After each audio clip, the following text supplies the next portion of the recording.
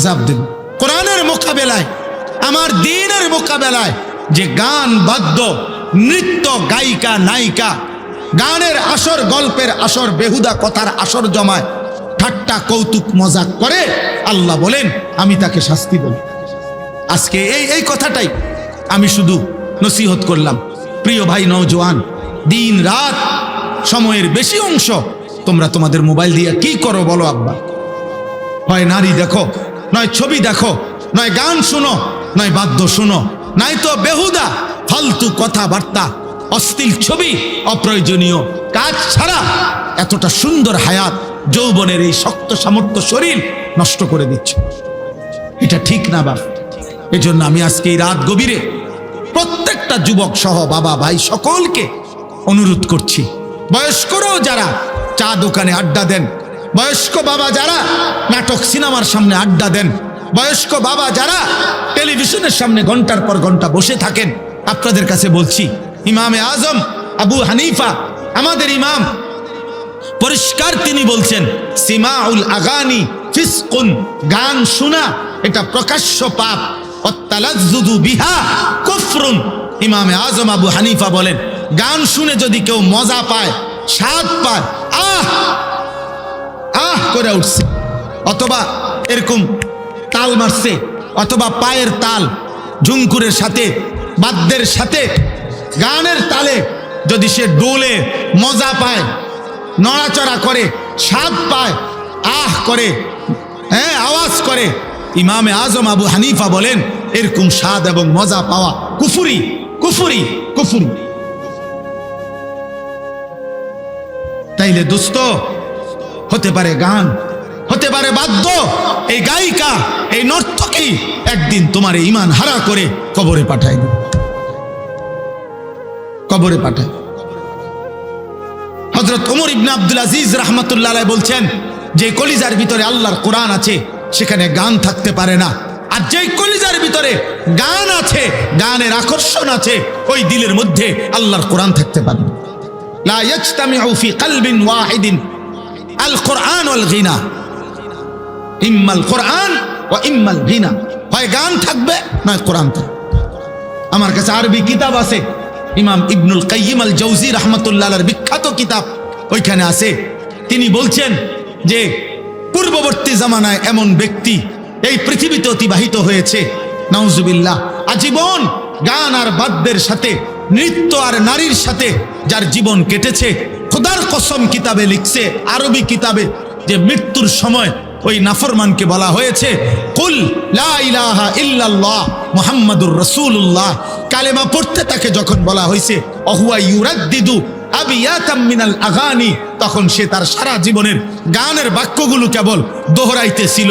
আল্লাহর কসম কিতাবে লিখছে, শেষ পর্যন্ত এই গানের শব্দ বলতে বলতেই কালেমা ছাড়া বেঈমান হয়ে কবরে চলে গেছে।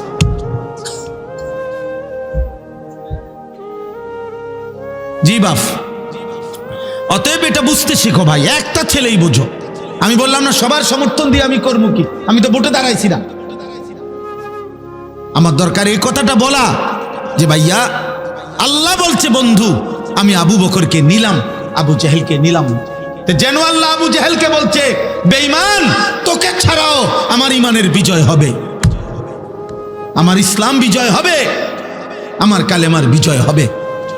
তাহলে দোস্ত, মালিক যদি ইসলামের জন্য, দ্বীনের জন্য, ইমানের জন্য, আল্লাহ যাকে নেওয়ার তাকে তো নিবেনি, যদি তোমারে না নে, তুমি যদি মাহদি না চিনো, তুমি যদি দাজ্জালের হাত থেকে ঈমান বাঁচাইতে না পারো, আগামী দিনে যদি আল্লাহ তাআলা তোমাকে দ্বীনের জন্য না নেয়, কেমনে নিবে? 365 দিনে, খুদার এক বছরে তুমি কোনোদিন ফজরের নামাজ পড়লা না, মহান মালিক তোমারে কেন তার দ্বীনের জন্য নিবে? সারা রাত যার কাটে মোবাইলের নারী ছবি দেখে, তোমারে আল্লাহ তার কালেমার বিজয়ের জন্য কেন নিবে? বছরের পর বছর যায় যার হারাম রোজগারে, তারে আল্লাহ তাআলা জান্নাতের জন্য কেন নিবে? আল্লাহর জান্নাতের লোকের কি ঘাটতি পড়ে গেছে, অভাব পড়ে গেছে? তাহলে এই জন্য বেশি গুরুত্বপূর্ণ এটা। এ কথা বুঝা যে আমাকে আল্লাহ তাআলা দ্বীনের উপরে রাখবে কিনা।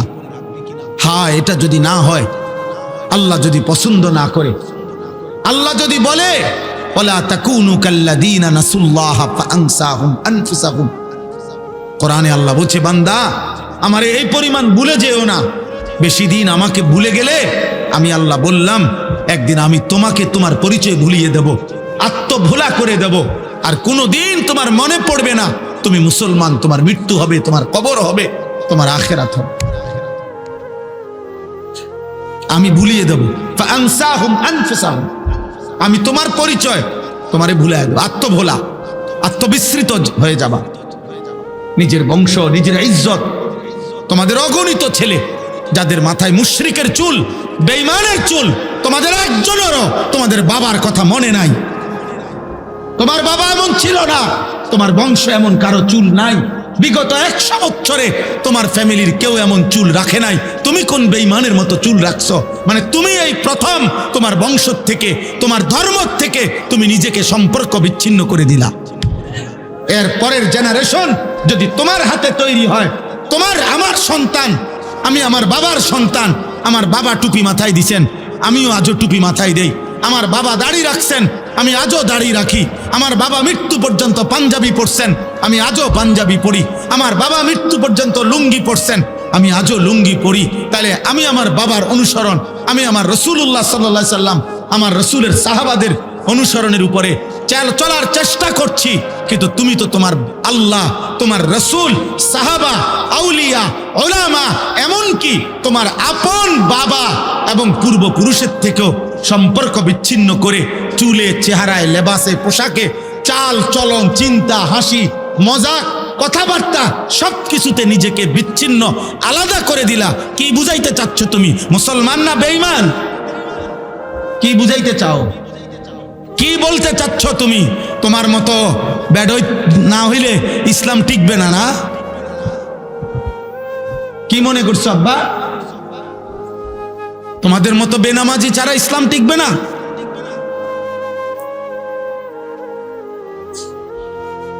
গত আমলে বাংলাদেশের সমস্ত পণ্যের দাম উঠানামা করে।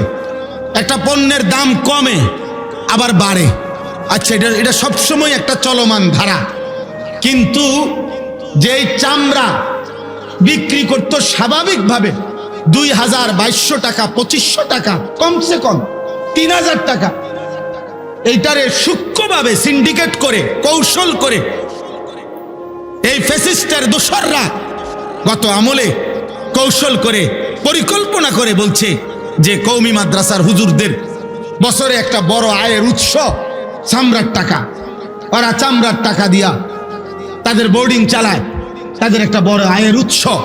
এই জন্য ঠান্ডা মাথায় কৌশল করে চামড়ার মূল্যটাকে এমন ভাবে নামায় লাইছে, এটার দাম হয়ে গেছে 100 টাকা, 200 টাকা। হাজার হাজার চামড়া কোরবানির, শত শত চামড়া ফেলে দিছে, মাটিতে গাইরা লাইছে। কেউ দাম নাই, কেউ নেয় না, ট্যানারিওয়ালারাও নেয় না। কত কওমি মাদ্রাসা ঢাকাতে, শহরে, বন্দরে চামড়া নিয়ে অসহায়ের মতো পড়েছিল। দুশ্মন ভাবছে, ষড়যন্ত্রকারী মুনাফিকরা ভাবছিল এতে করে কওমি মাদ্রাসাগুলো শেষ হয়ে যাবে। কিন্তু আজকে 17 বছর পরে ফ্যাসিস্ট পলায়ন করেছে, একটা কওমি মাদ্রাসাও বন্ধ হয় নাই, একটাও না। অতএব রিজিক জমিনে না, রিজিক আসমানে। কারো ষড়যন্ত্রে ইসলাম সূর্যের মতো।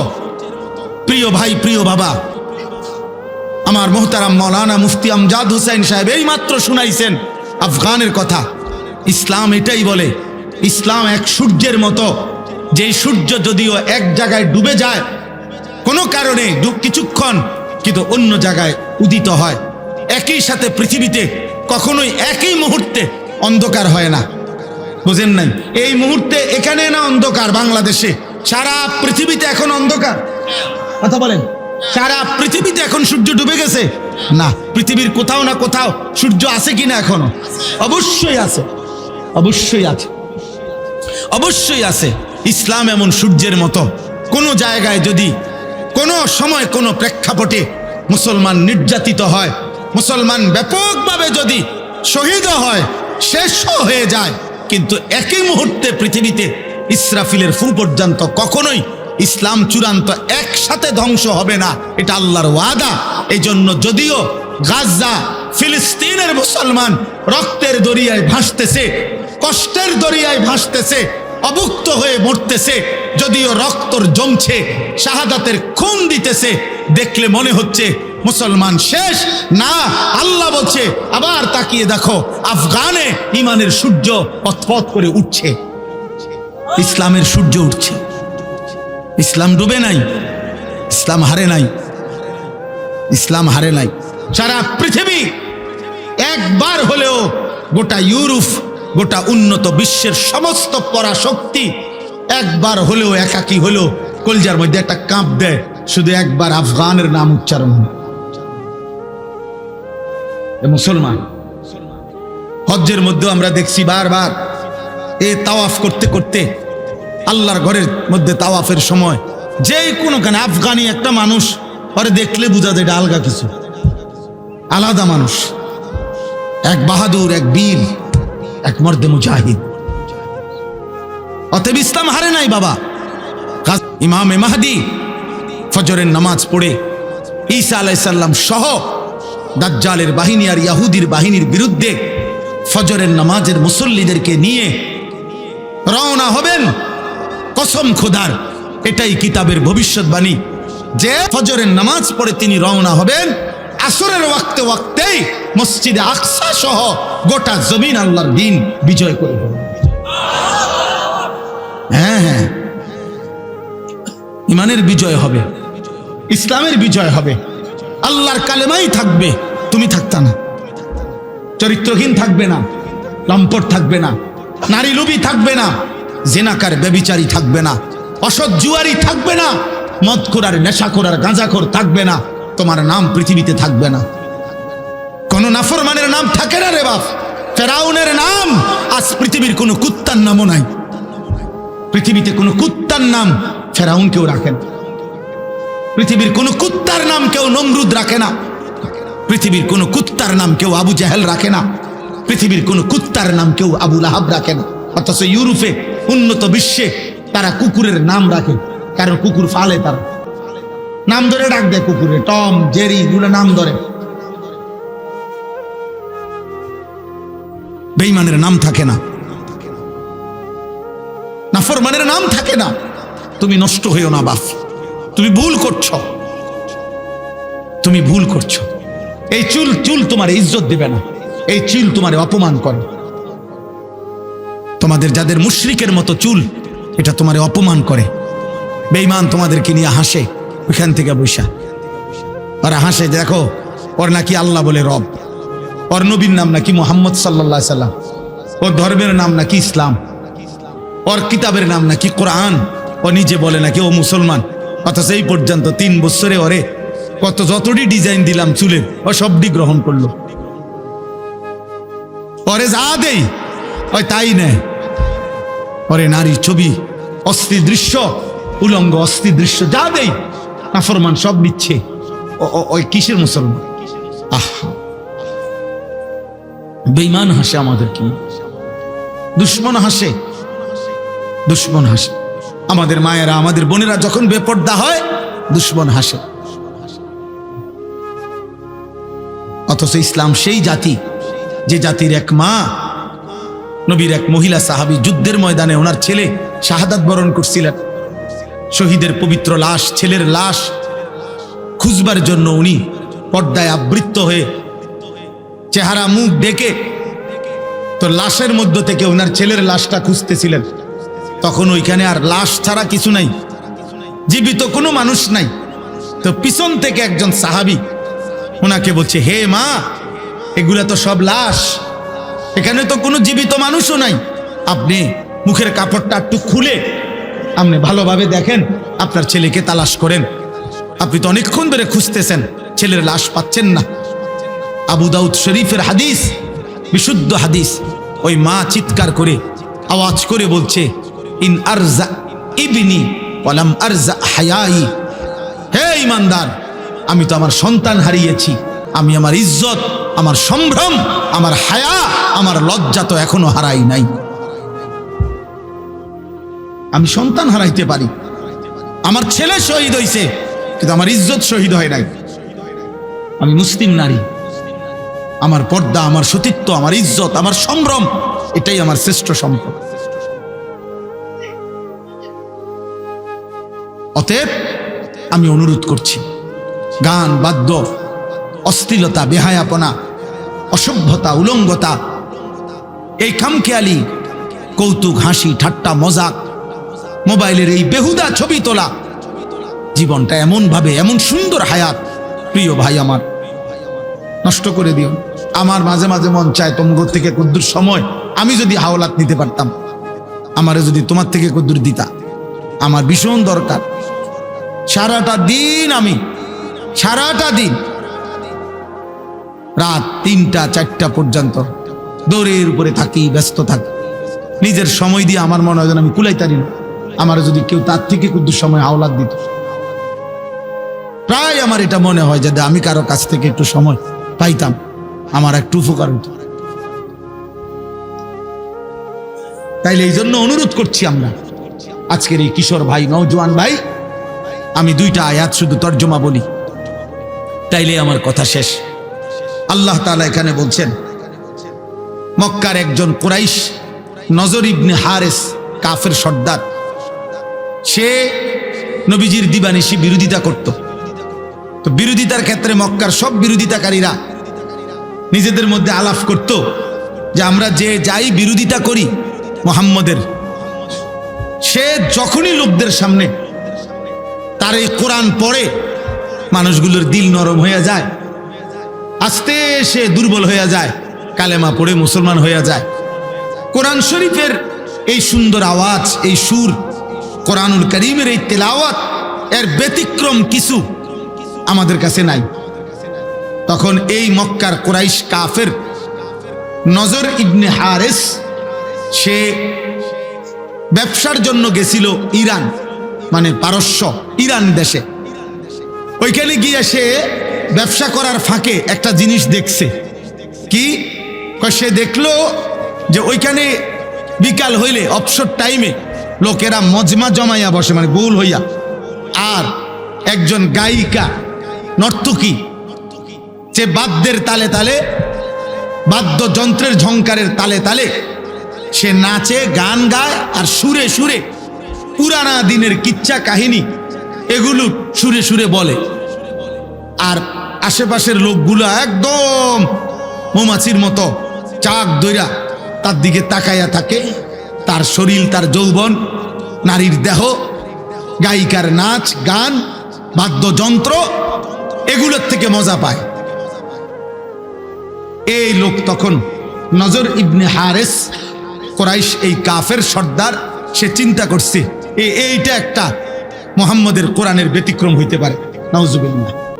এই জন্য সে চড়া দামে, অনেক টাকা মূল্য দিয়া, একটা দাসী যে গান গাইতে জানে, নাচতে জানে, এই পুরানা দিনের কিচ্ছা বলতে পারে, ওই ইরান থেকে একটা দাসী, নর্তকী, গায়িকা কিনে আনছে। কিনা মক্কায় আইনা মক্কার লোকদেরকে বলছে, এদিকে আসো। দুষ্ট প্রকৃতির কিছু যুবক এবং কিছু গাফেল মানুষকে একসাথ করে বলছে, সবাই গোল হইয়া বসো, এখন শুনো কি কয়।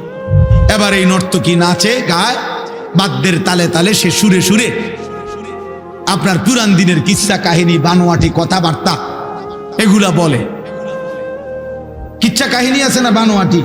এক দেশে এক রাজা ছিল, রাজার একটা ছেলে ছিল রাজকুমার। রাজকুমার একদিন ঘোড়ার পিঠে চড়ে অনেক দূর সফরে রওনা দিছে। যেতে যেতে একটা জঙ্গল পড়ছে। জঙ্গলের ভিতরে গিয়া দেখে একটা বাড়ি। বাড়ির ভিতরে গিয়া ভিতরে ঢুকে দেখে একজন রাজকুমারী ঘুমায় আছে। পরে উঠাইয়া বলছে, আমি তোমাকে বিবাহ করব। রাজকুমারী বলছে, এমনে পারবা না, ওইখানে একটা পুকুর আছে, পুকুরের মধ্যে এক ডুব দিয়া তুমি নিচে গেলে একটা কৌটা পাইবা। কৌটার ভিতরে একটা ভ্রমর আছে, ভ্রমরটারে একটা টিপ দিয়া মাইরা লেলে একটা রাক্ষস মরে যাবে, যে রাক্ষসটা আমারে ধরে এখানে আনছে, এবার তুমি আমারে নিতে পারবা। রাজকুমার ডুব দিয়া কৌটার ভিতর থেকে এই পোকাটা মাছিটা মারছে, রাক্ষস মরে গেছে। এরপরে রাজকুমারীকে ঘোড়ার পিঠে করে নিয়ে বাড়িতে আসছে, বিয়ে করছে, এখন সুখে শান্তিতে বসবাস করতেছে। এটি কাহিনী, এটি কোনো কথা হইল? আগে এরকম কাহিনী ছিল না। হ্যাঁ, গল্প আর কি, রাজকুমারের গল্প, ডালিম কুমারের গল্প। আমি তো ছোটবেলায় স্কুলের বইয়ে ডালিম কুমারের গল্প আমি পড়ছি, ক্লাস 3-4 স্কুলের বই। তাইলে এরকম বানোয়াটি কাহিনী, গান বাদ্য গায়িকা, গানের আসর জমাইত। আল্লাহ তাআলা তখন কোরআন শরীফের এই আয়াত নাজিল করছে। এই শেষ কথা আল্লাহ তাআলা বলেন, ওমিনান নাসি মান ইয়াশতারি লাহওয়াল হাদিস লিয়ুদিল্লা আন সাবিলিল্লাহ বিগাইরি ইলমিন ওয়া ইয়াত্তাখিযাহা হুজুয়া। আল্লাহ বলেন, বন্ধু, কিছু মানুষ আছে এমন যারা অনর্থক কথাবার্তার জন্য এই হারাম গান বাদ্য গায়িকা বাদ্যযন্ত্র এবং অসার অবান্তর অপ্রয়োজনীয় বেহুদা কথাবার্তার আসর জমায়, এরকম ব্যবস্থা করে, সংগ্রহ করে। আমি আল্লাহর পথ থেকে আমার বান্দাদেরকে দূরে সরাবার জন্য অজ্ঞ এবং মূর্খতা বশত ওয়াত্তাখিযাহা হুজুয়া, এই গান বাদ্য নভেল নাটক, এই গল্প কৌতুক হাসি ঠাট্টা, গায়িকার নাচ আর নর্তকীর নাচ আর নৃত্য বাদ্যের মাধ্যমে আমার দিনকে উপহাস করে, আমার কোরআনকে তুচ্ছতাচ্ছিল্য করে। আল্লাহ বলেন, উলাইকা লাহুম আযাবুম মুহিন। আমি আল্লাহ ঘোষণা দিলাম, আপনি বন্ধুর মাধ্যমে জানিয়ে দিলাম, এমন নাফরমানদেরকে আমি আল্লাহ অত্যন্ত লজ্জাজনক অপমানকর যন্ত্রণাদায়ক আযাব দেব। ইমামে আহমদ ইবনে হাম্বল রাহমাতুল্লাহ আলাইহি বলছে, আল গিনা ইউমবিতুন নিফাকা ফিল কলব। গান বাদ্য নৃত্য গায়িকার আসর, এটা কলিজার মধ্যে ধীরে ধীরে মুনাফিকি তৈরি করে, মুনাফিকি তৈরি। এজন্য নওজোয়ান ভাই, এমন হায়াত নষ্ট করো না, এমন রাত শেষ করো না, এমন জীবন নষ্ট করো না। আরেকবার দুনিয়ায় আসবা না আব্বা, আর কোনো দিন না। আল্লাহ তাআলা আমাদের প্রত্যেককে এই গান বাদ্য, এই বেহুদা কথার থেকে, অশ্লীল বেহুদা গল্পের কৌতুকের আসর, ফালতু কথার আসর, এখান থেকে বাঁচার তৌফিক দান করে। কোরআনে আছে, আল্লাহ বলছে, আফামিন হাযাল হাদীসি তাজাবুন ওয়া তাদহাকুনা ওয়া লা তাবকুন ওয়া আনতুম সামিদুন।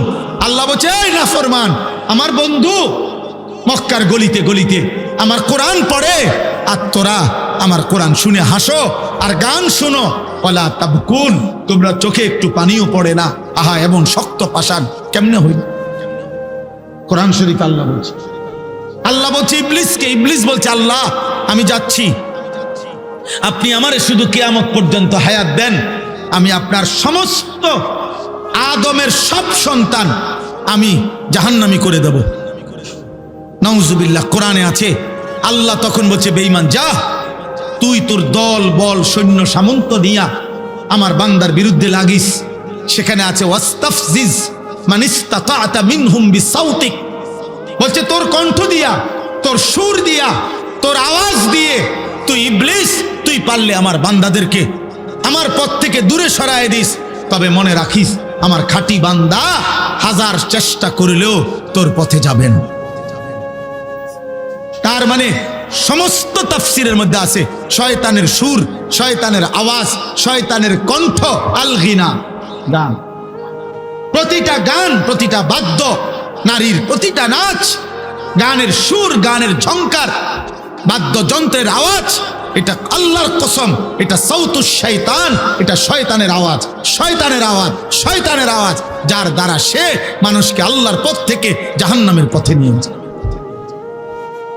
অতএব প্রিয় ভাই আমার, বাপ আমার, বন্ধু আমার, আজকের এই রাত গভীরে যে কয়জনই শেষ পর্যন্ত শুনলেন, অনেক কষ্ট করছে ছেলেরা, বাবারা, বয়স্করা, অনেক মুরব্বী বয়স্ক মানুষ। আমি আপনাদের সবাইকে মহব্বত করি। আপনাদের এই ভালোবাসার কৃতজ্ঞতার আদায় করার কোনো শব্দ আমার কাছে নাই। আজ বছরের পর বছর আলহামদুলিল্লাহ বারবার আপনাদের কাছে আসার সুযোগ হয়েছে। আল্লাহ তাআলা আপনাদের প্রত্যেককে ঈমান আমলের জীবন দান করেন।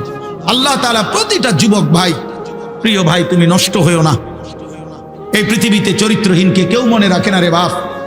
কোনো দুষ্ট চরিত্রহীনকে মানুষ মানুষ হিসাবে ডাকে না, ওই মন্দ নামে ডাকে। সুদখোরকে কেউ নাম ধরে ডাকে না রে বাপ, বলে সে একটা সুদখোর। মদখোর আর নেশাখোরকে মানুষ নেশাখোরই বলে। তোমার নাম আর ভুলে যায়, তোমার নাম নিশানাও ভুলে যাবে, পৃথিবী তোমার নাম নিবে না, বরং তোমার ওই অসৎ চরিত্রের নামে তোমারে ডাকবে। হয় বলবে নেশাখোর, নয় বলবে গাঁজাখোর, নয় বলবে ফুট্টাখোর, নয় বলবে বাবাখোর, নয় বলবে ডাইলখোর, নয় বলবে সুদখোর, নয় বলবে কিস্তিখোর, নয় বলবে হারামখোর। একটা না একটা বলবে, সামনে বলতে পারুক বা পিছনে বলুক। সাহসে না কুলাইলে সামনে বললো না আর কি, কিন্তু পিছনে হইলো বলল। মন্দ লোককে কেউ উত্তম নামে ডাকে না, অসৎ চরিত্রবানকে কেউ উত্তম নামে ডাকে না। আল্লাহ আমাদের প্রত্যেকটা ছেলে প্রত্যেকটা সন্তানকে হেফাজত করেন, আল্লাহ তাআলা কবুল করে নেন। এই শাহেদা গো দারুল উলুম মুঈনুল ইসলাম মাদ্রাসা এতিমখানা আজ 66তম মাহফিল। আল্লাহু আকবার। 66 বছর ধরে যে মাদ্রাসা তার আপন গতিতে এগিয়ে যাচ্ছে, আল্লাহ তাআলা যেন ইসরাফিলের ফু পর্যন্ত এই মাদ্রাসা কায়েম করেন। মালিক চাইলে হবে না? 66 বছর যে মালিক টিকায় রাখছেন, 66 বছরও তো সে মালিক টিকাইতে পারেন ইনশাআল্লাহ, ইনশাআল্লাহ, ইনশাআল্লাহ। আমাদের শ্রদ্ধেয় জনাব কেনু মাস্টার সাহেব, উনি আমারও মহব্বত করতেন, সামনে আসতেন, বসতেন, কথা বলতেন। আল্লাহ তাআলা ওনার কবরকে নূরে নূরে নূরান্বিত করে দেন। আল্লাহ আপনি আমাদের সবাইকে মাফ করে দেন। প্রিয় ভাই, প্রিয় নওজোয়ান, আমি বাস্তবিক অর্থে কারো কোনো ধাক্কাধাক্কি আমার মূল মাকসাদ না। আমরা সবগুলো ছেলে, তোমরা নওজোয়ান, এটা আমার একটা ছোট্ট ফিকির। চেষ্টা করি নিয়মিত যে কিশোর নওজোয়ান মুসলমানের ফিরবে। হয়তো আমরা একদিন থাকবো না, কিন্তু ইনশাআল্লাহ আমাদের বর্তমান নওজোয়ান, এখন যাদের বয়স 16 বছর, 18 বছর, 20 বছর, আমাদের দিলের একটা হিসাব আর কি, মনের একটা চাহাত, মনের একটা বুঝাপড়া, যে আমার মনে হয় আর কি আগামী দিন ইনশাআল্লাহ এদের মাঝ থেকেই ইমানদার যুবক মাহাদির পক্ষে লড়বে ইনশাআল্লাহ। এটা আমার দিল বলে, আমার দিল বলে। আমি এটার কোনো দলিল দিচ্ছি না, আমি এমনি বলছি, আমার ব্যক্তিগত আবেগ, আমার মনে হয়। নাই তো আলহামদুলিল্লাহ চতুর্দিকে আমরা এটা দেখি। আলহামদুলিল্লাহ এখন শুধু আমি একজন বক্তা না, আলহামদুলিল্লাহ সব বক্তা ওলামা আলহামদুলিল্লাহ এখন ব্যাপকভাবে মাহফিলে, নওজোয়ান খুব বেশি মাহফিলে আসে, খুব আসে। আলহামদুলিল্লাহ বুঝাই যায় এখান থেকে ইনশাআল্লাহ মালিক পছন্দ করার যাদের, ঠিকই পছন্দ করতেছে, পছন্দ করতেছে। হ্যাঁ হ্যাঁ, পছন্দ করছে। আল্লাহ ঠিকই নেবে, আল্লাহ ঠিকই নেবে। আল্লাহ তাআলা তোমাদেরকেও আল্লাহর দ্বীনের জন্য কবুল করে নেন। এই মাদ্রাসাকে ভালোবাসো বাপ, তোমরা আগামী জেনারেশন, তোমাদের বাবা দাদারাও এই মাদ্রাসাকে মহব্বত করছেন। হ্যাঁ, তোমাদেরই পূর্বপুরুষের অনেকের কবর এখানে আছে। এই জন্য আমি সবাইকে অনুরোধ করব, নতুন প্রজন্ম যারা জেনারেশন, তোমরাও এই মাদ্রাসাকে ভালোবাসবা, মাদ্রাসার জন্য দান করবা, সহযোগিতা করবা, মাদ্রাসার পক্ষে থাকবা। আল্লাহ তাআলা আমাদের সকলকে ঈমান আমলের জীবন দান করেন, আমাদের সকলকে ঈমানি ফিকির দান করেন। আমি আমার মাদ্রাসার জন্য দোয়া চাই। আলহামদুলিল্লাহ আমার যে ছোট্ট মাদ্রাসা আজকে আলহামদুলিল্লাহ আমরা 118 শতক জায়গা মাদ্রাসার জন্য নতুন কিনছি। আলহামদুলিল্লাহ প্রায় 2.5 কোটি টাকার উপরে মাদ্রাসার জন্য জায়গা কিনছি। স্বপ্ন দেখি, আশা আছে মালিক যদি হায়াত দেয়।